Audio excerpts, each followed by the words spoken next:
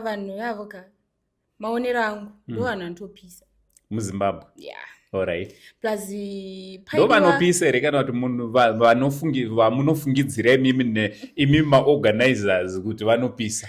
Alright, maorganizers ndo havaifunga kuti vanopisa, neniwo ndo handichiri kutofunga even nanhasi kuti vanopisa. Alright. Yeah. Look at Chief Ben. Chief Ben antopisa. Look at Comic. Comic antopisa. Yeah, good vibe. Yeah. Hatiperi. Famous diviner. Yeah, ichokwadi. And alright, pana Chief Ben, why akanzi anga ari padhuze, I think vakangoendawo kumaskits ake. Chief Ben anombovhura chirungu chekuAmerica. Exactly. Achiacta. Guys, havana kuziva kuti kuacta uchitaura chirungu nekuzoisirwa murungu wacho zvinogona kusiyana. Mafungiro angu inini. Because I think vakangoendawo kumaskits aChief Ben. If you go, he's a good skit maker.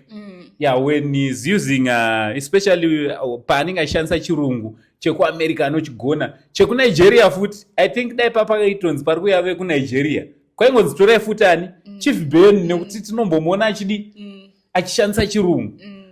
But chirungu chatinopractice tiri kuno kuchasiyana nechinobva kupi paUS anditi.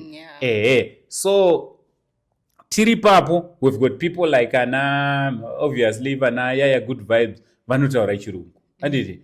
Saka obviously vachizombotadzewo kuti kunge vari vanotaura chirungu chinohwika nani naishow speed.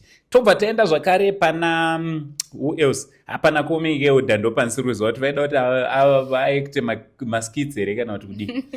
I don't know, but well, he was part of the kakuru kachona. Miss Universe, yeah, she can speak fluent English. I think makanzwa nyango paaizintroduce nekutaura I participate kutora trophy yo Miss Universe.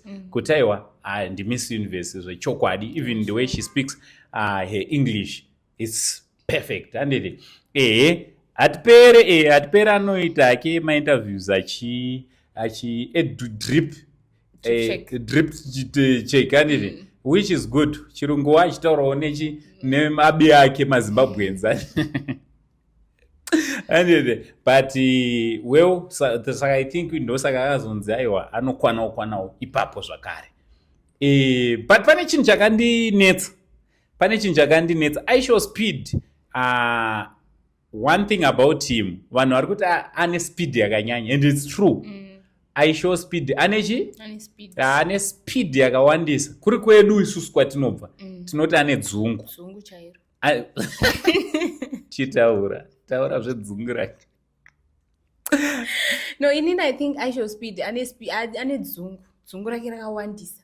Alright. And I think vana Chief Ben and the other people vaifunga kuti maybe dzungu richaita sei richauya rakati mbichana, but I think vakatomesmerizwa nedzungu rake anditi. Because kana kagariro kanga kaita Chief Ben kekupanika vanga vaneta manje dzungu racho raitonetesa pamuba chona.